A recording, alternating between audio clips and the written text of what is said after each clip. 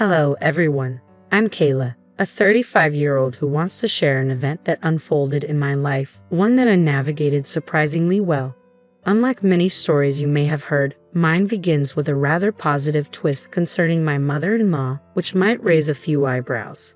We shared a harmonious relationship built on kindness, understanding, and mutual respect. My husband, Gary, is my soulmate, my partner in every adventure, and my closest confidant. From my perspective, everything was perfect. It's worth noting that I wasn't blind to potential issues. Like any family, we had our disagreements, but nothing hinted at the chaos that was about to unfold. The surprise and confusion I felt when everything changed are difficult to express. I'm still trying to process what happened and why I felt driven to seek revenge on both Gary and my mother-in-law. Here's the backstory. I had planned a special family vacation, initially just a getaway for Gary and me. But then I thought of Janice, my mother-in-law, who had been widowed for 3 years. Imagining her loneliness, I decided to extend the invitation to her, hoping to make the trip unforgettable for all of us. The plan was to explore Italy, immersing ourselves in the rich culture of Naples, enjoying delicious meals, and soaking up the sun along the Mediterranean. I was thrilled at the prospect of creating beautiful memories and deepening our bond. I took care of all the major arrangements, covering the costs of our accommodations, meals, and activities, while Gary and Janice could contribute to any extras if they wished. My vision was to give us a once-in-a-lifetime experience in Italy, from staying in a charming boutique hotel with breathtaking views to attending a vibrant flamenco dance show. The excitement among us was palpable, and I was bubbling over with joy at the surprise I had planned for Janice and Gary. Little did I know that the events about to unfold would challenge my unwavering trust and shatter the seemingly flawless harmony of our family life. I was on the brink of an experience that would dramatically shift my perspective on family loyalty and expose the startling complexities of deceit. But let's not get ahead of ourselves. Let me take you back to a moment filled with anticipation and dreams of our trip to Italy, a time when our aspirations burned with potential and optimism. There I was in our living room, holding the plane tickets with a radiant smile, calling Gary and Janice over. Their puzzled expressions were a mix of curiosity and surprise. Janice, with her perceptive eyes that seemed to carry the wisdom of ages, looked on with interest. "What's this all about, Kayla?" she asked, a hint of excitement in her voice. With a grand flourish, I presented the plane tickets and excitedly outlined our splendid Italian vacation. I had meticulously planned every detail of our trip, eagerly watching their faces for a glimpse of the joy and appreciation I felt. Gary's reaction was immediate. His face lit up, eyes sparkling with excitement. "Kayla, you're amazing. This trip sounds incredible," he exclaimed. Janice's response was more subdued but equally heartfelt. "Oh, Kayla, you've gone above and beyond. This is such a generous gift," she said, her warmth enveloping me. In that moment, I was filled with pride and happiness. Their reactions confirmed the love and thought I had poured into planning this surprise. I truly believed this vacation would strengthen our bonds even further, creating memories that would last a lifetime and fortifying connections that already felt indestructible. However, as you may have guessed, our story was about to take a dark turn. Beneath the surface of our seemingly perfect relationships lay a complex web of deceit and betrayal poised to ensnare us. The unraveling truth would test the boundaries of forgiveness and challenge our understanding of what it meant to be a family. As we embarked on our journey and boarded the plane to Italy, the air was thick with anticipation. We were set to dive into the vibrant life of its streets, blissfully unaware of the challenges that lay ahead. The first week of our trip unfolded like a dream. We indulged in the rich flavors of the region, roamed through historical sites, and let the lively flamenco beats guide our steps into the night.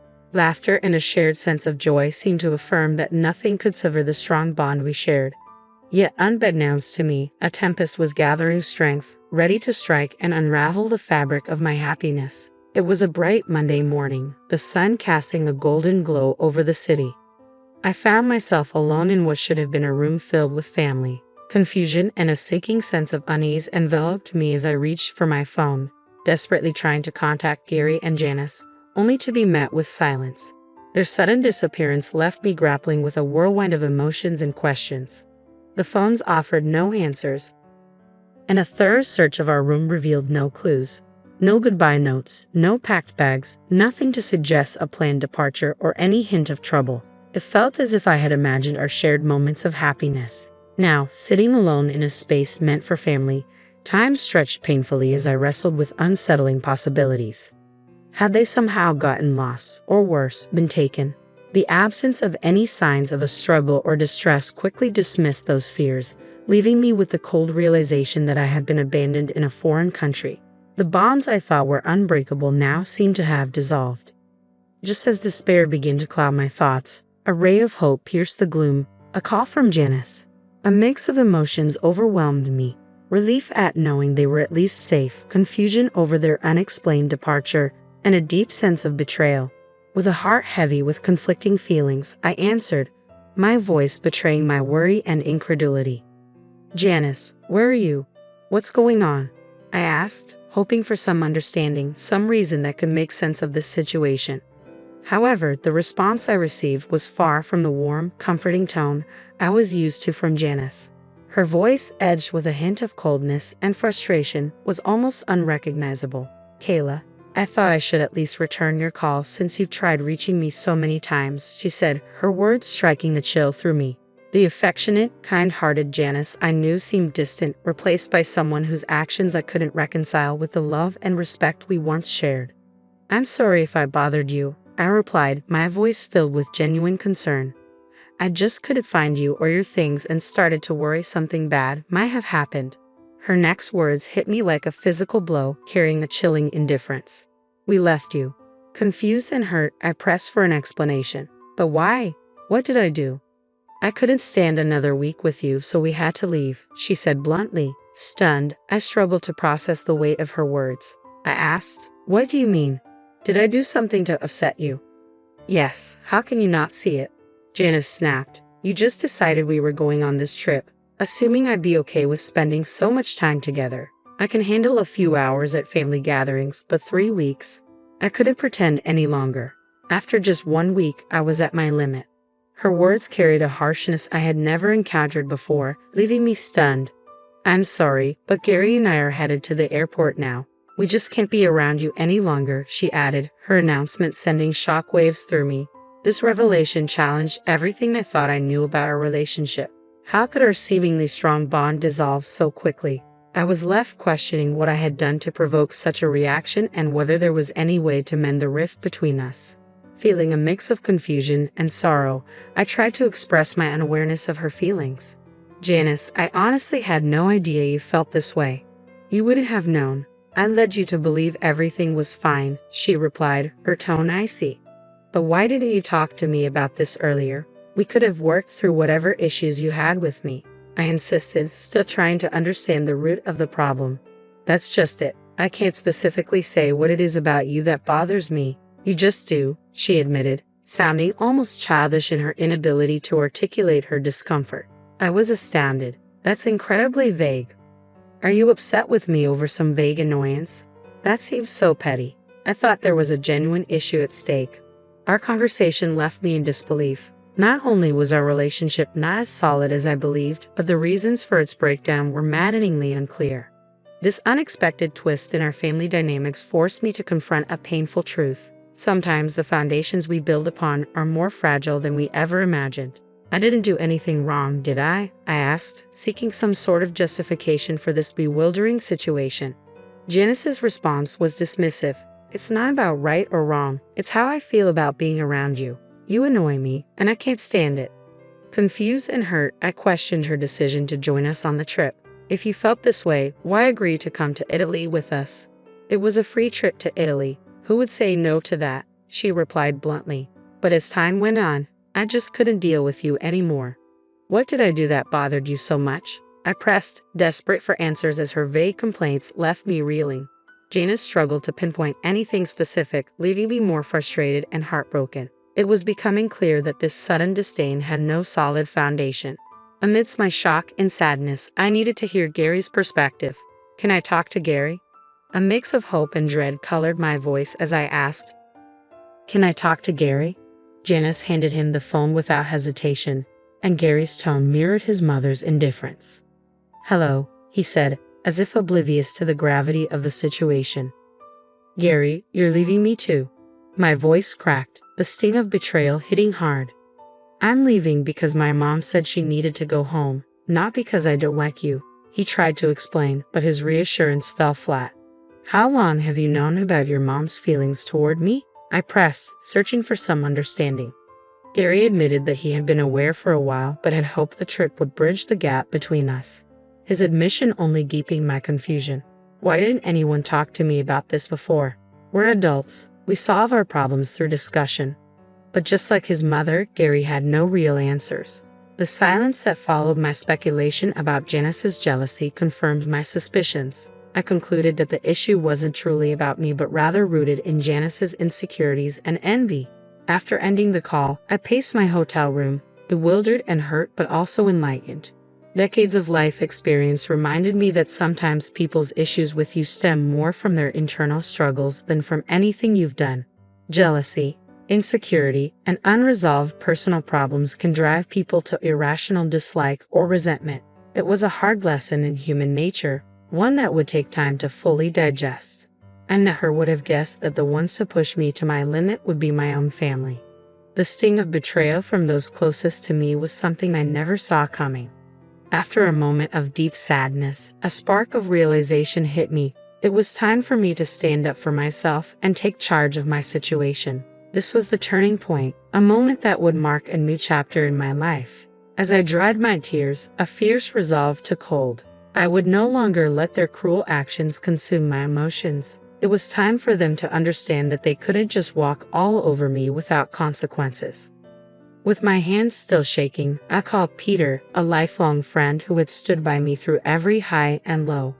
I confided in Peter about the entire ordeal in Italy, and without hesitation, he offered his unwavering support. Kayla, you've always been unstoppable. Tell me what you need, and I'll be there, he said, his voice a comforting blend of concern and eagerness to help. An idea sparked in my mind, both cunning and poetic. Peter, does your construction company still deal with that annoying excess sawdust?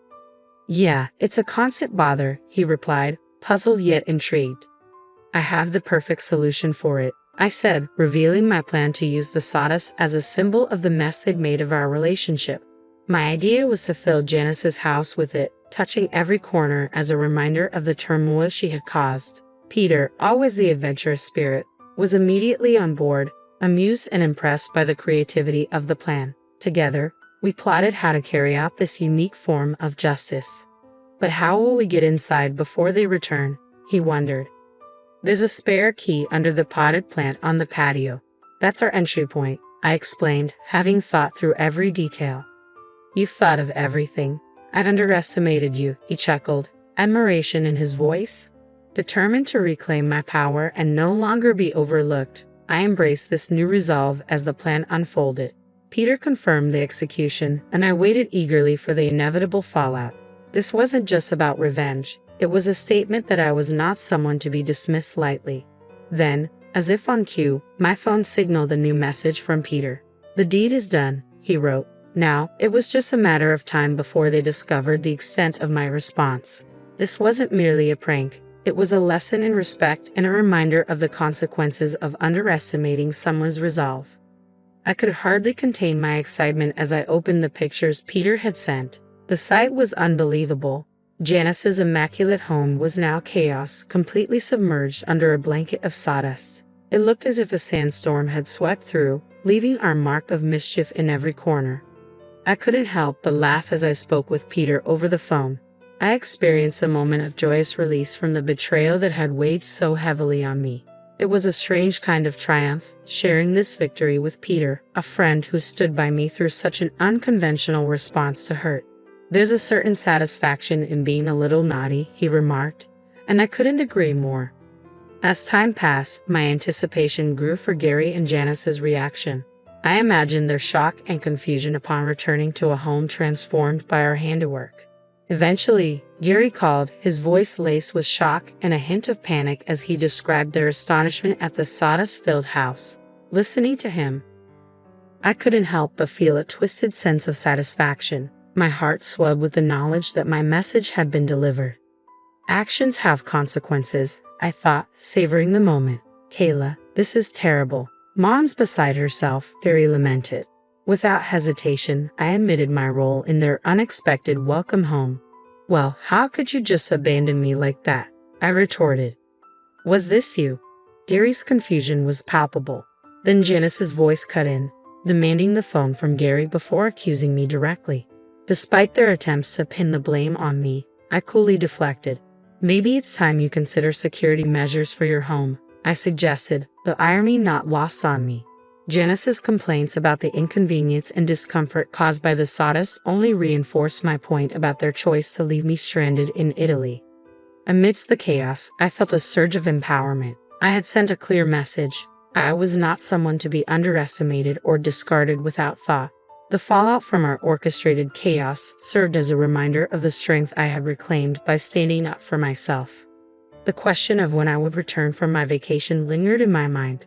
I had originally planned to stay for 3 weeks, but now I toyed with the idea of extending my trip a bit longer. During a phone call, as Janice lamented the state of her home, Gary couldn't hide his dismay. "Kayla, this is terrible. How could you?" he implored. I couldn't resist playing innocent. "Why would you think I'm involved? I'm just here enjoying the jacuzzi. How could I possibly orchestrate such a thing?" Holding back my laughter was a challenge as they fumbled over their suspicions, unable to pin anything concrete on me. The thrill of seeing them so bewildered was undeniable. As I ended the call with Gary, a wave of satisfaction washed over me. I had flipped the script, forcing them to confront the consequences of their own actions. What I had done might have been extreme, especially considering Janice's age and the potential health risks posed by a sawdust-filled house. But I was certain they wouldn't dare stay there, opting instead for a prolonged hotel stay. Meanwhile, I extended my vacation, savoring the Italian culture and the freedom I had reclaimed. Back home, Gary and Janice faced the daunting challenge of cleaning up the colossal mess, a task that seemed almost Herculean. The thought of Janice moving in with us, given her aversion to my company, was an ironic twist I found amusing. This situation highlighted a harsh truth. Sometimes, people only understand the impact of their actions when faced with direct consequences. The entire ordeal served as a poignant reminder that the only way to teach someone a lesson is often by letting them experience the repercussions of their actions firsthand. So if you ever find yourself in a position to serve justice in your own unique way, perhaps it's not such a bad idea to seize the opportunity. After all, it gives those who have wronged you something tangible to ponder over.